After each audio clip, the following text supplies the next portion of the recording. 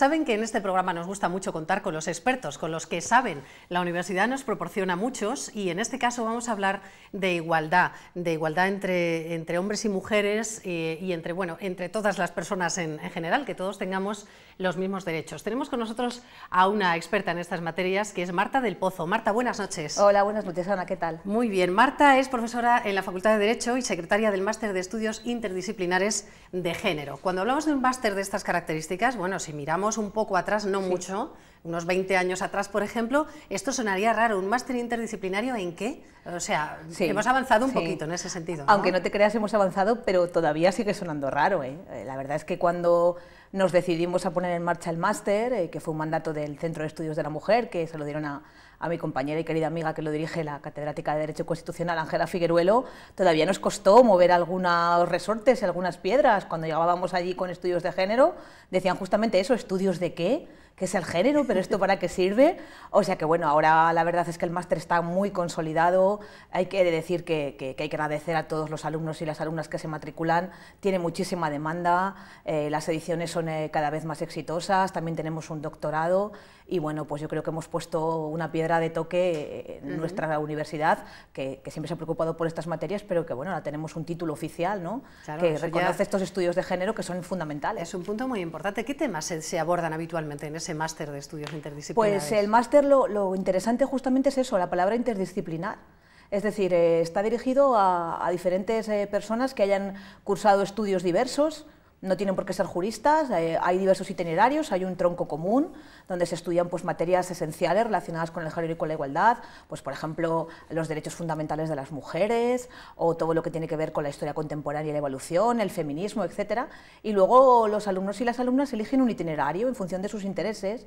Hay una perspectiva histórica, una perspectiva sociológica y una perspectiva jurídica, con lo cual yo creo que la verdad es que el título es enriquecedor y a la vista está que la demanda es amplísima. Vamos, de hecho, las 40 plazas que tenemos ofertadas están cubiertas y siempre ha sido así. Bueno, eso por lo que respecta al máster. Hoy queremos hablar del congreso que se va a desarrollar a mediados de febrero, del 15 al 17, y que otra vez se pregunta por segundo año consecutivo por qué no hemos alcanzado la igualdad. Es que hay que abordarlo esto desde, como decíamos antes, desde muchísimos puntos de vista, ¿no? ¿Por qué no hemos alcanzado la igualdad?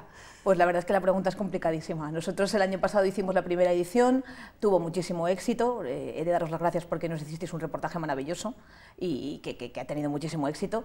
Y claro, al haber tantos estudiantes que lo demandaban, pues cuando terminamos ya teníamos correos electrónicos diciendo otra edición, por favor. Entonces, claro, no habíamos terminado la primera y preguntándose lo mismo. Entonces, si la hubiéramos alcanzado ya, este congreso no tendría sentido. Por eso, si te das cuenta, hemos puesto la palabra aún. ¿Por qué aún? Si hacemos la tercera edición, que no lo sé, pues igual ponemos otra partícula y espero que dentro de unos años no haya que hacer congresos de estos, sino que hagamos una celebración diciendo por fin alcanzamos la igualdad. Sí, bueno, ¿no? Eso parece que se ve muy lejos, pero bueno, quizá en un tiempo no tan lejano podamos irnos acercando un poco más. Las instituciones, los organismos, los gobiernos van trabajando en este sentido, van dando pasos. Lo que pasa es que son muy lentos, estas cosas siempre tienen que ir muy despacio. El último gobierno de Zapatero pues tuvo precisamente un apartado dedicado a ello, un Ministerio de Igualdad, que fue de lo más criticado de ese gobierno de José Luis Rodríguez Zapatero. Ahora la igualdad está incluida en otros ministerios. ¿Qué valoración hacen los expertos de esto? A mí, sinceramente, lo de eliminar el Ministerio de Igualdad me pareció un terrible error. Yo creo que había llegado el momento en el que había que visibilizar la situación. Es decir, cuando hay un tema de interés, hay un ministerio. Y en este caso la igualdad era un tema prioritario, era un eje prioritario y por lo tanto había un ministerio nuevo, diferente, que yo creo que era necesario y que sigue siendo necesario.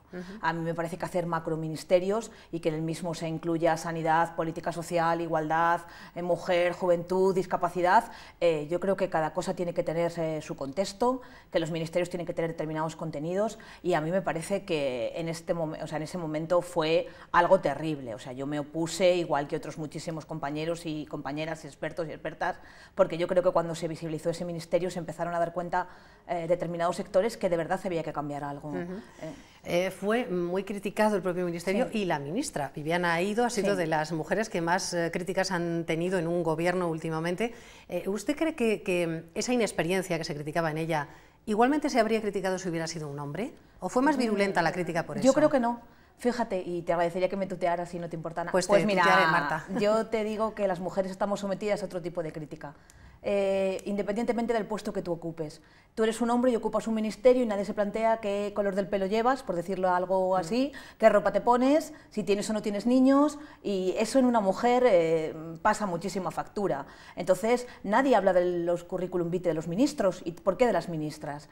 Entonces, hombre, es cierto que en ese momento Viviane Aido generó controversia, ¿por qué? Pues bueno, porque había mujeres luchadoras y trabajadoras por las libertades desde hace muchísimo tiempo, verdaderas expertas con estudios de género, que claro, parecían mejores candidatas a ocupar ese ministerio, ¿no? Entonces la decisión tomada en ese contexto concreto pues revolucionó esas conciencias, ¿no? Y yo creo que también tuvo que ver con esa cuestión, pero yo opino que la crítica a la que estamos sometidas las mujeres es muchísimo más amplia. Date cuenta todas las ministras con Bogue o Soraya Sáez de Santamaría, la actual vicepresidenta, cuando hizo aquel reportaje en El Mundo con aquella foto. Es decir, eso de un hombre no nos lo planteamos. Bueno, y Soraya Sáez de Santamaría ha estado en boca de todos sí. por una cuestión que también ha sido muy polémica, porque tuvo un hijo y a la semana su partido ganó y ella tuvo que ponerse manos a la obra y renunció a esa baja de maternidad. Esto se ha criticado en muchos lugares y se ha dicho que es un muy mal ejemplo para el resto de las mujeres. ¿Cómo lo ves, Marta? Hombre, pues yo creo que fundamentalmente lo que tenemos que creer en este momento es que si tenemos que tener igualdad, también tenemos que tener libertad. Es decir, la mujer que libremente quiera utilizar los meses que le corresponden legalmente para criar a su hijo, para estar en contacto con él, que quiera pedirse una excedencia, que quiera compatibilizar su horario laboral con su horario familiar, tiene que tener los medios para poderlo hacer, pero también la que no quiera hacerlo tiene derecho a optar. El problema es cuando uno no puede optar, cuando uno no tiene la posibilidad de decidir que se queda 4 meses en su casa criando a su niño, o reduce su jornada, o se coge horas de lactancia. Desde el momento en que tenemos unos derechos reconocidos, la opción personal de cada mujer de acogerse a ellos o no, yo creo que es respetable. Yo, sinceramente, me hubiera cogido la baja maternal. Pero es una opción, tal vez ella tenga un trabajo que le permite compatibilizar y tener al niño en el despacho de al lado. Probablemente una mujer que trabaja en una fábrica no hubiera podido hacerlo. La gran mayoría de las mujeres no pueden permitirse algo así. De todas formas, es también significativo que casi nadie se pregunte por el padre. Es decir, hablamos siempre de la madre que ha renunciado a su derecho, que le parece más importante su trabajo que su hijo, pero sobre los padres hablamos pocas veces, ¿no? Muy pocas veces. Yo creo que ese es otro grave error. Yo creo que la igualdad es cosa de todos, de hombres y mujeres. Las mujeres solas no podemos. Es decir, da igual que nos echemos a la calle, da igual que reivindiquemos, es que necesitamos a los hombres. Y los hombres tienen que interiorizar que somos iguales y tienen que luchar por la igualdad, y tienen que cogerse bajas de paternidad, y tienen que pedirse reducción. Yo conozco en mi entorno, yo creo que tengo suerte, cantidad de hombres que son magníficos padres y que renuncian a horario laboral por estar con sus hijos. Pero es que eso que parece que sorprende no debería ser así. Tú lo has planteado muy bien, debería ser igual de normal que dé el biberón el padre, que la madre, que cuide el niño el padre que la madre, que lo lleve al médico, pero parece que están los roles asignados desde los ancestros y eso es muy difícil romperlo. Yo creo que estamos empezando a romper ahora. O sea que, Marta, aquella buena esposa que nos vendían en el franquismo, ¿todavía tiene vigencia hoy, o por lo menos los últimos coletazos de aquello? Yo creo que sí, fíjate. Yo creo que todavía se mira raro a una madre cuando no se queda en casa porque el niño está enfermo, y se queda el marido y tiene todavía esas miradas en el trabajo de, uy, Dios mío, esta mujer, ¿cómo puede estar aquí, yo qué sé, en una reunión o vendiendo no sé qué cosa, o en clase, ¿no? Si su niño está con fiebre, pero ¿con quién está el niño? Entonces ese concepto de mala madre, de no esa perfecta esposa, yo creo que en muchos sectores sigue vigente. Yo creo Ahí que está una cosa... la guía de la buena esposa, que vemos ahora mismo en pantalla, las reglas para mantener a tu marido feliz. Jamás se planteaba el tener a tu esposa feliz, solo al marido. Bueno, son, digamos, los últimos coletazos de aquella forma de ver las cosas, pero que aún perviven en mucha medida, y sobre todo la forma más terrible de desigualdad en los malos tratos y, bueno, algo que parece que nadie puede atajar por el momento, porque también se están dando pasos muy importantes, pero no logramos avanzar, o sí, no sé, lo que se está haciendo está siendo desde luego insuficiente, porque sigue habiendo muchísimos casos de malos tratos, de mujeres muertas a manos de hombres, y la verdad es que no sabemos muy bien para dónde tirar, ¿no? Yo la verdad es un tema que me preocupa de manera extraordinaria. Yo, como tú bien sabes, una de mis líneas de investigación es todo lo que tiene que ver con el tratamiento procesal de la violencia de género, el juzgado especializado, la denuncia, la orden de protección, y yo cuanto más lo estudio, de verdad me pasa lo que tú dices, que a veces me desespero. Digo que algo no estamos haciendo bien, el mensaje no está calando. es probable que estemos mejor que hace unos años. Vamos, no, es probable no, es cierto que estamos mejor. Hay muchas mujeres más que denuncian, hay muchas mujeres que están mejor protegidas, hay más condenados por maltrato, estamos empezando a sacarlo a la luz, pero yo creo que todo es la punta del iceberg. Yo creo que estamos en pañales y que nos queda muchísimo por caminar, y es más, creo que la solución no es el proceso, aunque yo lo explique a mis alumnos, no es el proceso, ni tampoco es el Código Penal, porque un altísimo porcentaje de los agresores de género se suicidan, con lo cual les da igual la pena, les da igual que tú les pongas 30, 40, 50, cadena perpetua.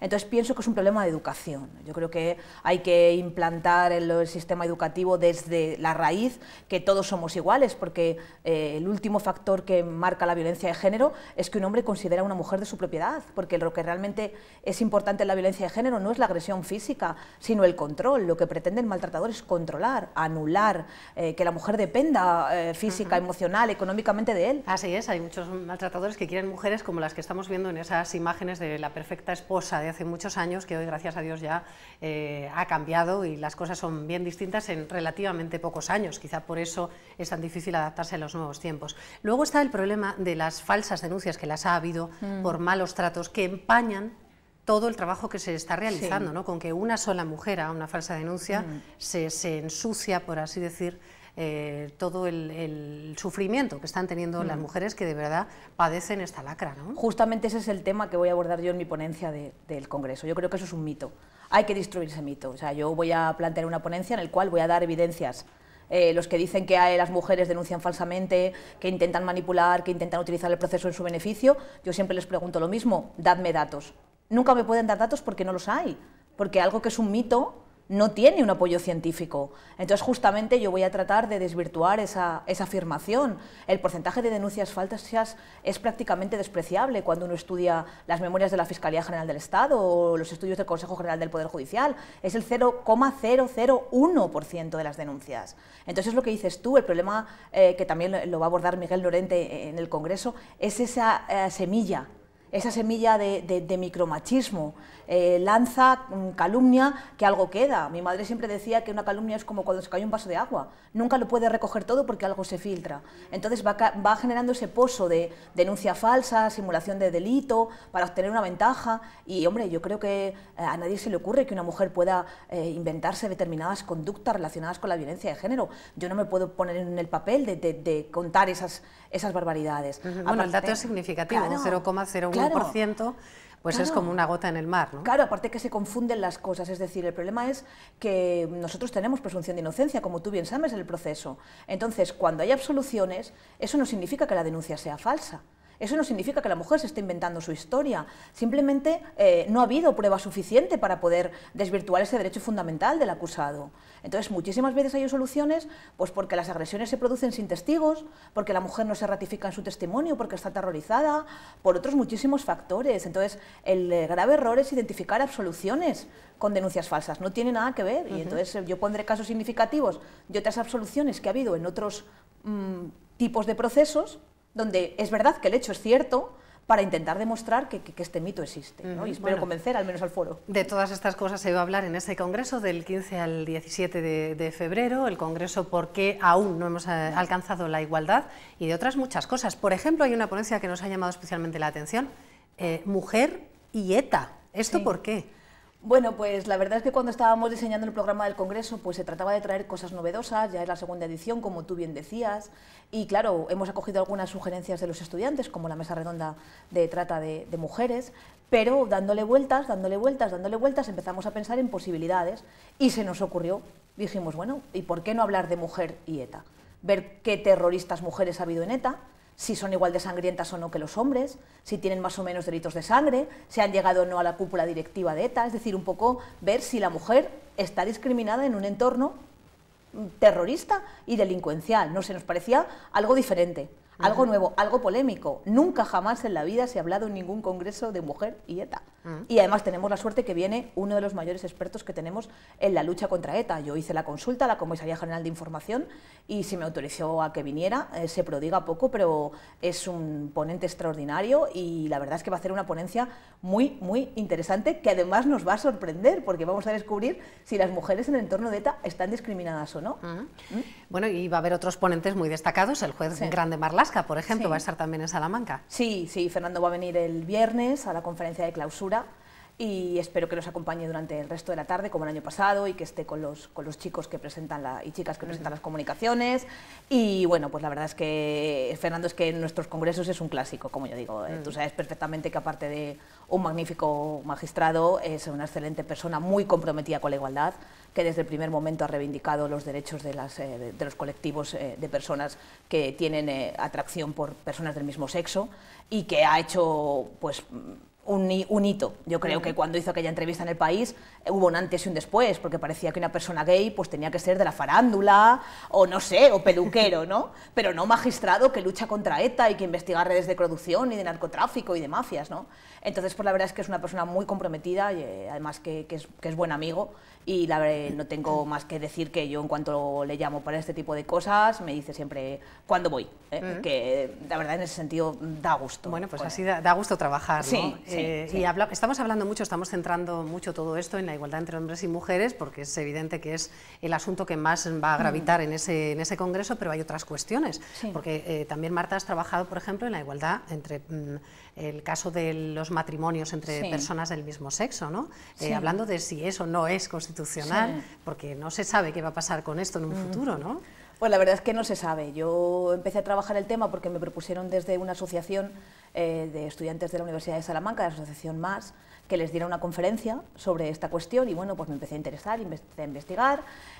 Bueno, luego coincidió que en este caso Fernando Grande también había hecho sus pinitos y había dado sus conferencias sobre todo en el extranjero y en algunos institutos de Madrid y sus alrededores y bueno, pues al final todo esto fructificó en un artículo que publicamos en el diario El País, donde la verdad es que, vamos, yo creo que dejamos claro que el matrimonio es constitucional, es decir, el hombre y la mujer que se quieren y que quieren tener una comunidad de vida tienen que tener los mismos derechos que el hombre y la mujer, y es que además se tiene que llamar matrimonio, porque es que es lo mismo, entonces llamar a dos cosas iguales de manera diferente nos parece completamente absurdo, yo creo y espero que el Constitucional lo vea así, aunque como tú bien dices, no sé lo que va a hacer, o sea, a mí me asusta un poco esa sentencia, pero confío en que, bueno, pues que interprete la situación tal y como está en la sociedad. Un altísimo porcentaje de encuestados del CIS lo ve fenomenal. Un estudio que también se va a presentar en el Congreso de Jóvenes e Identidad Sexual no tiene ningún problema con que las personas del mismo sexo se casen, adopten, convivan, y yo creo que ese es el futuro. Yo creo que hay que desterrar la idea de discriminar por ser gay o por ser lesbiana, que también se va a abordar en el Congreso. Justamente Fernando va a hablar de cuando a un chico o a una chica se les acosa en el instituto o en el colegio de manera extrema por sus tendencias sexuales, que también hay datos alarmantes de insultos, de vejaciones. En una edad que, bueno, es la edad en la que se define no solo la tendencia sexual, sino la personalidad en general. Sí, entonces yo creo que hay que romper una lanza y que todos somos iguales en derechos, en deberes, y que ellos tienen que tener el mismo derecho a casarse que puedo tener yo, y que además tiene que llamarse de la misma manera. Yo es que cuando hablo de este tema, como ves, me pongo vehemente porque es que lo veo tan claro que no entiendo que haya un recurso contra esta cuestión. Entonces, bueno, vamos a esperar y a confiar que el Constitucional lo vea tan claro como nosotros y lo declare constitucional. Bueno, de todo ello también se hablará en este Congreso sobre la igualdad. Nos ha encantado tenerte aquí, Marta del Pozo, y comprobar cómo hay pasión en los temas que se tratan y que se van a tratar durante esos días. Invitamos a los que nos están viendo a que busquen información a través de la página de la Universidad de Salamanca. Allí pueden encontrarla, ¿no? En www.usal.es. Sí, en el servicio de cursos extraordinarios, pero bueno, de todas maneras tenemos una página web propia, que es www.usal.es/Congreso Igualdad.